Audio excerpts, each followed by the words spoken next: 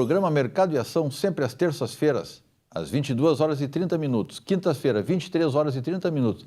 E sábado, às 8 horas da manhã, em Porto Alegre e agora também em diversos municípios da região metropolitana e litoral norte, recebe hoje Everton Braz, nosso bom amigo, presidente do PTB Municipal Porto Alegre. Seja bem-vindo, Everton. Obrigado, Luiz. É um prazer imenso estar aqui contigo, a gente poder conversar um pouco mais sobre a nossa cidade, sobre o nosso estado, sobre o nosso país. É sempre uma alegria poder te reencontrar, com certeza. Obrigado. Vou apresentar o Everton. Foi presidente do DEMAB na gestão... Do prefeito Fortunati. De Fortunati, né? Foi secretário de Habitação, foi secretário de Estado da Pequena e Microempresa, foi chefe de cerimonial da Assembleia Legislativa, assessor em Brasília do senador Zambiase, certo? Exatamente. E atualmente é o presidente do PTB, um jovem com 43 anos. É uma carreira que iniciou cedo na política. Comecei cedo, sabe que a política ela é apaixonante, né? E... Diz que é pior que cachaça, vice? Eu acho que é mesmo.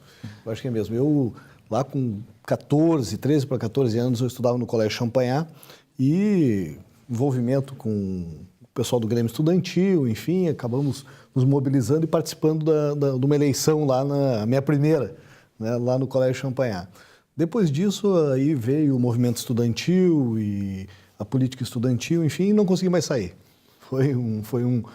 Fui iniciado ali, depois faço política porque gosto, é minha profissão de fé.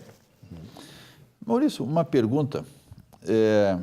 Nessas últimas eleições à Prefeitura de Porto Alegre, o PTB teve um candidato próprio, que foi o deputado Maurício, exato, correto? E no segundo turno, foi o grande diferencial para a vitória do prefeito Marquesan. Perfeito. Por que um partido, mesmo às vezes tendo até um formato de pensar, um jeito de pensar, uma linha de desejos semelhante a outro, lança um candidato próprio? Luiz, sabe que isso foi um motivo de bastante debate interno, né, no PTB. Nós vínhamos já há 20 anos sem candidatura própria em Porto Alegre. Nós tivemos lá em 2004, né, o vice-prefeito, candidato junto com o prefeito José Fogaça, nós tivemos o candidato a vice, que era o falecido Eliseu Santos. Correto. Era deputado, concorreu junto com o Fogaça, nós ganhamos a eleição, né? Naquele momento o PTB já foi decisivo na eleição. Por quê? Porque o prefeito Fogaça era um grande nome conhecido na cidade, mas não tinha uma estrutura partidária. Ele tinha saído do PMDB e ido para o PPS, que era um partido novo, incipiente na cidade.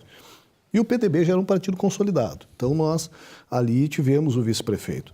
Depois disso, não estivemos mais presentes na majoritária, né? Na eleição seguinte, o vice do prefeito Fogaça foi o prefeito Fortunati. Depois o Fortunati foi candidato a prefeito, né? Teve como vice o Sebastião Melo. E isso gerou no próprio PTB a necessidade de nós disputarmos uma eleição.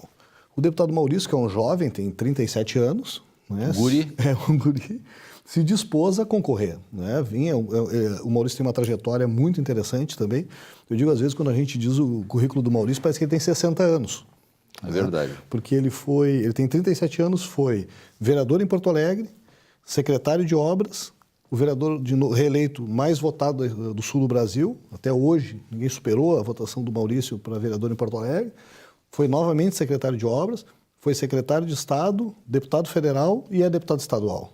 Né? Então, a gente fala, parece que é Tá faltando tempo. Um homem de 60 anos.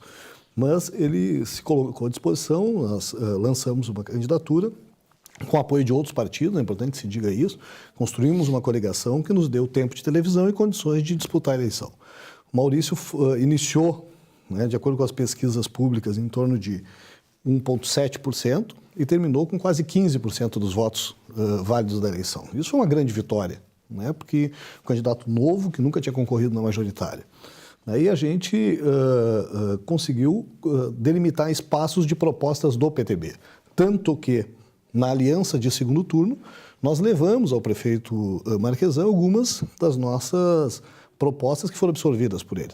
Algumas já até entrando em prática, que é a abertura de postos de saúde até às 22 horas, que é a criação de aplicativos para que a população pudesse, de forma moderna, participar da gestão do município, né? Até mesmo Aliás, identificando... semana retrasada teve aqui o Coronel Kleber Senice mostrando o aplicativo do Detetive Cidadão. Exatamente. É muito legal. Exatamente. O Maurício perseguiu muito isso na eleição, que a gente possa empoderar as pessoas, né, através do aplicativo, para que elas possam participar da vida da cidade, né? O sujeito vê um carro estacionado numa vaga de deficiente sem ser deficiente, né? Isso traz um prejuízo para a cidadania, né? Ou estacionado sob uma faixa de segurança. Então, ou tenho dúvida se não é um ladrão. Ou isso, se o veículo é roubado ou não. É roubado ou não. Né? Então, tem várias formas do cidadão participar e ajudar a construir a sua cidade. Isso foram medidas que nós apresentamos na campanha e que foram absorvidas pela administração. Em algum momento, me parece também que para um partido grande, estruturado, ter candidato próprio ajuda muito a formar sua bancada de vereadores, a fortalecer a candidatura de vereadores. Isso é fato. Sem dúvida nenhuma. Claro que isso, como diria o Vicente Mateus, é uma faca de dois legumes, né? Porque, ao mesmo tempo que se a candidatura decola, né, ela ajuda nas proporcionais. Mas se não decola, também ela acaba sendo uma âncora, né, para os candidatos proporcionais. Felizmente, nós conseguimos um excelente resultado na eleição também proporcional. Nós elegemos 4 vereadores, né, e conseguimos ter um reconhecimento e um espaço significativo na Câmara Municipal. Né? Participamos da administração da Câmara novamente, com a presidência este ano, né? E isso foi positivo. Mas, claro, sempre ajuda quando o candidato também decola. Bom, a partir desta última eleição, o PTB está com 4 vereadores, está com o presidente da Câmara, a presidência da Câmara, Isso. Está com um secretário, Sabino, né? Isso, o vereador Sabino. Tem um secretário adjunto. Isso, que é o Carlos Souza, que é o Nenê, que é o nosso secretário de Relações Institucionais adjunto. E tem mais 2 departamentos. Isso, nós que temos também está na direção. Nós dirigimos o DEMAI, né, que é um grande órgão da cidade, se não, talvez, acho que o maior órgão da cidade, que é o Departamento Municipal de Água e Esgoto, com a engenheira Luciane, que é a nossa companheira que dirige lá, e o secretário adjunto do DEMELHU, que é o Coronel Craide, né, um homem experiente também, mais de 30 anos de vida pública, né, que está participando da administração. Ele está como interino nesse momento? Ele já não mais, porque já foi nomeado um novo diretor do DEMELHU. Quem foi nomeado do diretor? Eu não me recordo, sinceramente, o nome do novo diretor. Foi selecionado também pelo Banco de Talentos, eu não me recordo o nome. Está estamos observando, às vezes, algumas pequenas dificuldades da Prefeitura, do Executivo, em aprovar algumas medidas. Alguns se queixam que são medidas um pouco mais radicais, outras está faltando alguma negociação, mas, em tese, são medidas onde está tornando a administração pública muito parecido com uma administração privada, em termos de objetivos, metodologias, resultados, medição de resultados. Sim. Está tendo um pouco de conflito nessa transição. Como é que vocês estão vendo essa transição? Não vamos discutir certo ou errado. Claro. Mérito, porque acreditamos que vai ter resultado, sem dúvida nenhuma. Claro, torcemos para isso. Sem dúvida nenhuma, eu acho que tanto a administração, que é nova, né, um partido novo na administração, um prefeito que inicia um processo de gestão no executivo, né, tem um período de adaptação. Né? Eu acho que o governo está passando por esse período. Acho que essa questão de metas, de métrica, né, para medir os resultados dos gestores públicos, é uma tendência que já vinha acontecendo e vem se consolidando cada vez mais na administração pública.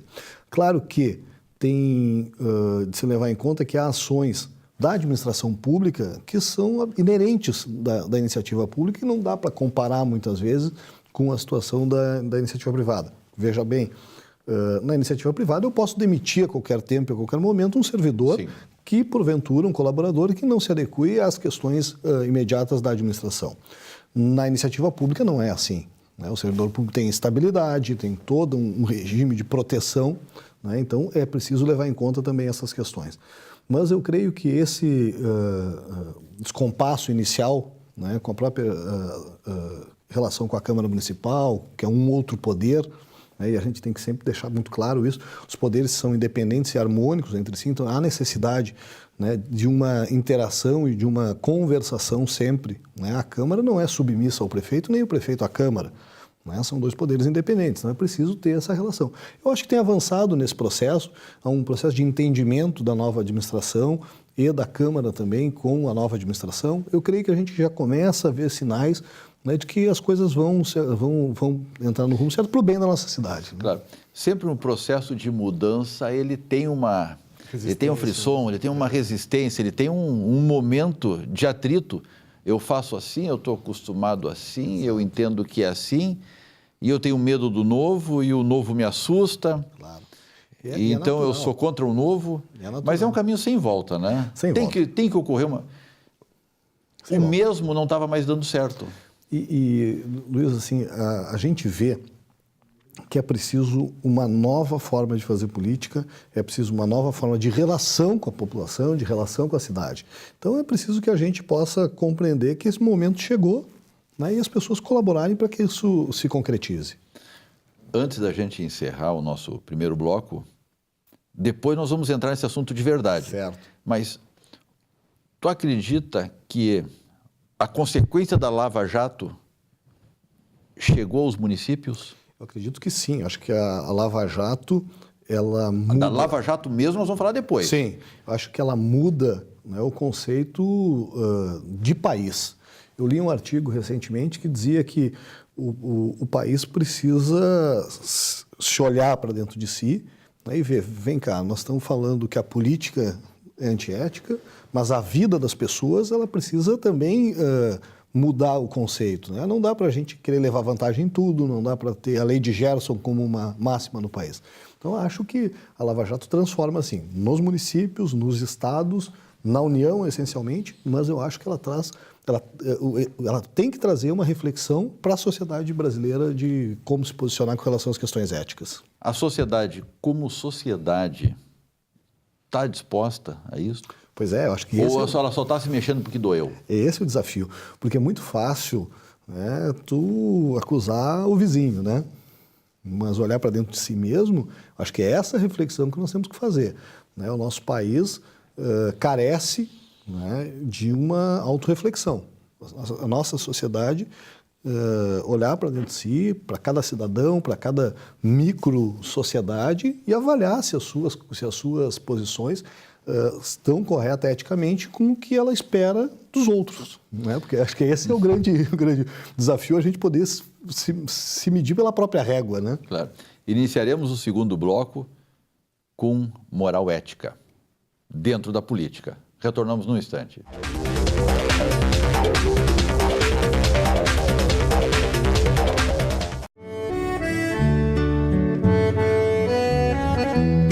CD Sarau Dom Cláudio, especial 35 anos. Adquira o seu na Livraria Cultura do Shopping Bourbon Country.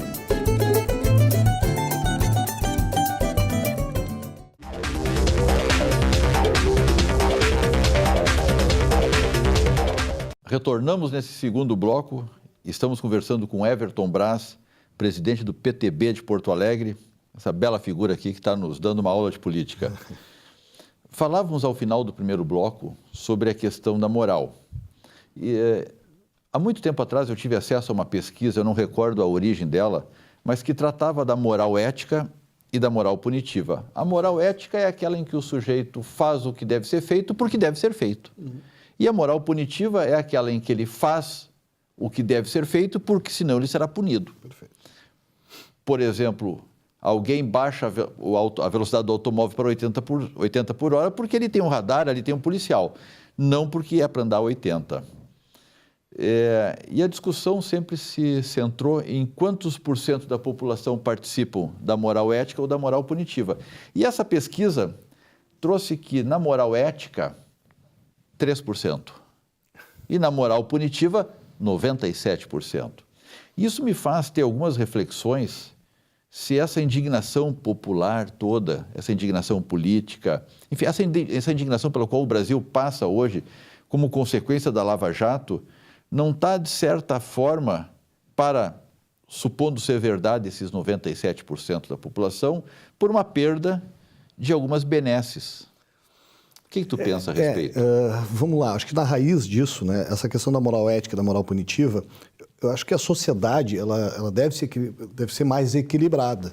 Né? Mas é uma característica do ser humano. Isso, deve ser mais equilibrada. Mas se pegar algumas, acho que essa é uma característica da nossa sociedade brasileira, né, que sempre é mais permissiva. Né? Sempre o pessoal não, mas não devia multar na primeira vez, né? Devia advertir para na segunda multar e na terceira. E essa permissibilidade vai gerando essas situações. E aí, quando a medida ela é punitiva, ela gera reação, né? Porque é muito dura, é muito cara, a multa é muito cara, né? O Estado quer enriquecer em cima da multa. Tem toda essa questão. A multa nunca foi porque ele cometeu irregularidade. Nunca foi por isso. Ela é só para punir. Ela é para punir, ela é a indústria da multa. Né? Claro que se o sujeito seguir na via, respeitando o limite de velocidade estabelecido, convencionado socialmente por aquela via, nunca vai ter problema de pagar multa. Né? Mas essa é a questão justamente do que tu dizer. Eu diminuo ali na frente porque eu sei que tem o radar ali. Então eu diminuo a velocidade, passo o radar e acelero de novo. Da mesma forma que eu não vou ganhar as telhas por um puxado na minha casa na época da eleição. Exatamente.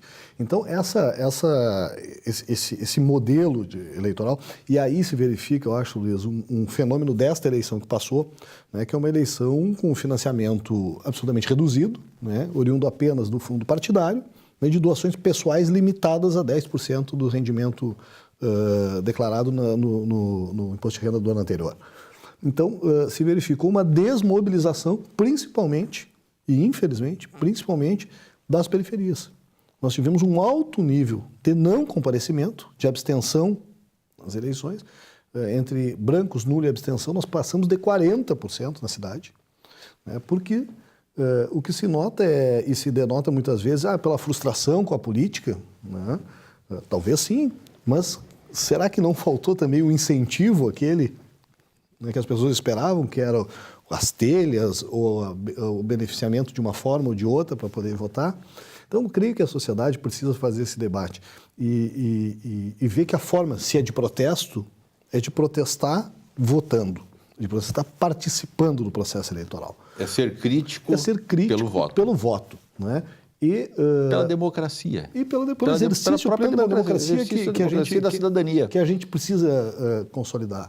E também para que essa melhora de vida que o sujeito espera, às vezes, pelas telhas ou por uma situação ou outra, ela venha de forma ética, correta, que é a retribuição do Estado do imposto que tu pagas. Sim. Né? Das condições para que o Estado possa fazer essa... Sim, e que ele possa ter a dignidade de um trabalho honesto, de um salário justo e que possa comprar sua própria telha. Exatamente. Esse é o ponto. Eu creio assim, Luiz, nós estamos numa encruzilhada, né, de discussão do tamanho do Estado, de que Estado nós queremos, se é um Estado mais assistencial, menos assistencial.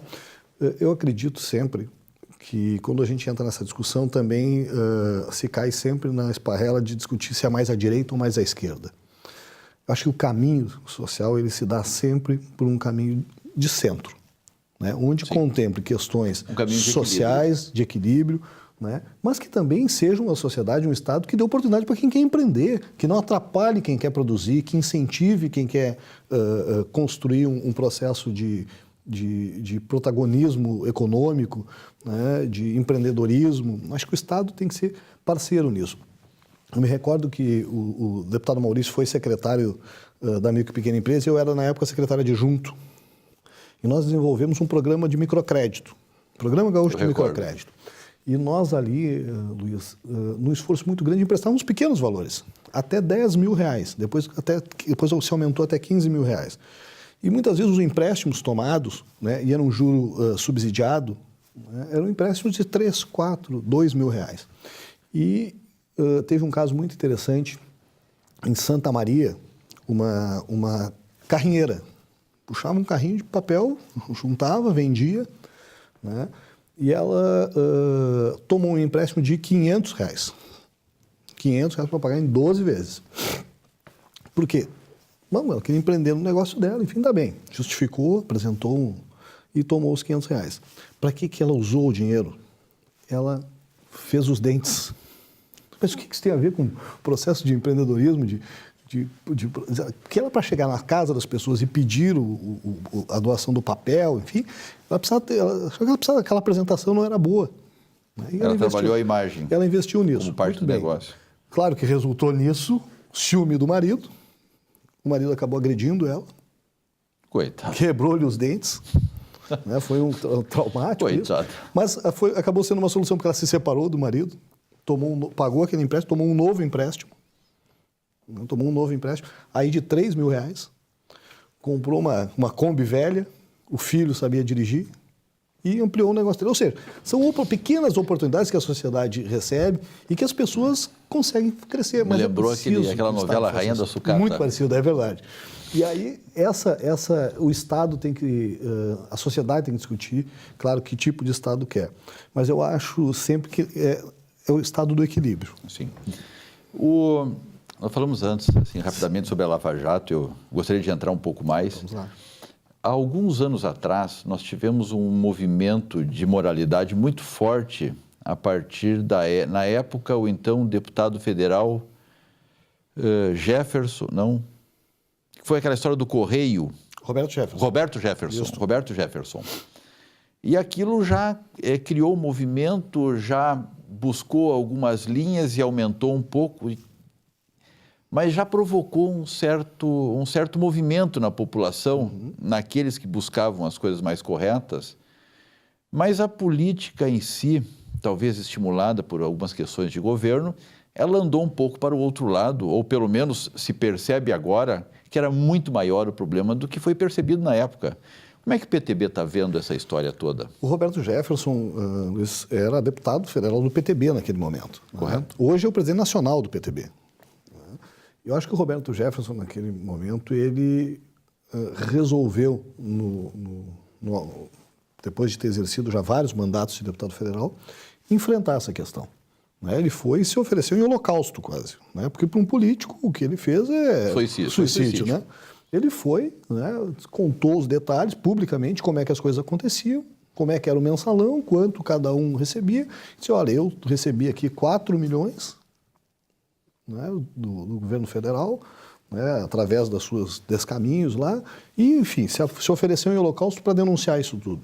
Eu acho que ali iniciou esse processo. Ali viu-se que era possível estar acontecendo todas essas atividades. E ele denunciava, na época já, que a Petrobras, né, porque eles acusavam que ele teria recebido propina dos Correios, e ele dizia que não, que aquilo tinha sido esse acordo que tinha sido feito, e ele dizia o seguinte, que a Petrobras era, sim, o grande escândalo nacional. O grande saco de gatos. O grande saco de gatos nacionalmente. E isso se passou ao longo do tempo, e ele dizia, eu me lembro uma frase muito, muito forte que ele dizia, ele olhava firme na câmera e dizia, sai daí, Zé, para o Zé Dirceu, sai daí, porque ele confessou a todos nós, e numa conversa, eu particularmente não acreditava que o presidente Lula estivesse envolvido, porque havia uma certa blindagem. Mas quando, logo depois, uma interlocução através da Petrobras com o próprio presidente, mostrava que talvez o presidente pudesse estar envolvido pessoalmente. Então isso, eu acho que para nós, esse processo todo da Lava Jato, ele consolida esta convicção que o Roberto Jefferson tinha desse momento de fazer a denúncia, de passar o Brasil limpo. É preciso fazer isso. Nós temos que escancarar as nossas mazelas para que possamos reiniciar o processo de gestão pública de uma forma mais transparente. E tu acha que vai mudar a moral ou vai mudar só a mosca? Eu acho que muda, Luiz. Eu acho que muda porque, primeiro, pela questão punitiva. Acho que é essa que nós temos que... Tem que acontecer alguma coisa. As pessoas têm que ir para a cadeia, estão ficando presas. Nós estamos vendo o maior empresário desse país preso há quanto tempo? Mais de 2 anos, quase 3 anos, que é o Marcelo Odebrecht. Compensação tem outro que foi com o iate embora, né? Isso eu acho que realmente dá um atestado de impunidade. Eu acho que aí a Procuradoria-Geral da República se equivocou. Né? Ao meu ver, nesse momento, há um exagero de benesses nesse caso. Porque ele não pode nem ser processado, Joesley. Ele está imune ao processo jurídico nacional. Bom, talvez sirva né? E aí cabe à Procuradoria-Geral da República mostrar que serve para que se chegue muito mais fundo, muito mais adiante, ao custo social. Pode ser o custo para poder avançar e evoluir. Mas o que eu acho que muda, né, num primeiro momento pela questão punitiva, mas eu acho que tem que abrir o debate para a gente fazer a grande discussão ética do país. Vai acabar essa situação, ou vai acabar de forma eficaz ou ela vai ser enfraquecida? Eu acho que corrupção, né, é uma questão inerente, né, à razão humana, à própria existência humana. É inerente. Não adianta onde o homem passa... Moral punitiva é do ser, não é do brasileiro. É do ser, exatamente. Então a gente vê que é preciso fazer essa grande reflexão. Mas eu acredito sim que vai mudar, Luiz. Acho que vai mudar, acho que já está mudando e é o momento certo em que a sociedade possa fazer análise, né, dos seus homens públicos. Quer me parecer que a maior mudança está na transparência que está sendo implantada, implementada, construída em todas as contas públicas. Me parece que o envolvimento do cidadão comum como fiscal de verdade, e me lembrou agora o fiscal do Sarney, te lembra daquela época? Sim. Do Plano Funaro, não foi? Exatamente. Plano Funaro, né? O fiscal Congelamento do Sarney, de preços, né? Congelamento de preços. Me parece que o fiscal do Brasil, agora com os meios e com os recursos virtuais, podendo olhar e analisar se uma licitação está bem feita, podendo opinar, vai ser bastante bom para o Brasil. Não tem dúvida disso. Rapidinho, teu tchau. Gente, uma alegria imensa, Luiz, estar aqui com vocês e renovando a nossa fé, a nossa esperança, que a nossa cidade, o nosso estado, o nosso país vale a pena e tem saída. É a hora do cidadão participar. Obrigado. Agradecemos a audiência.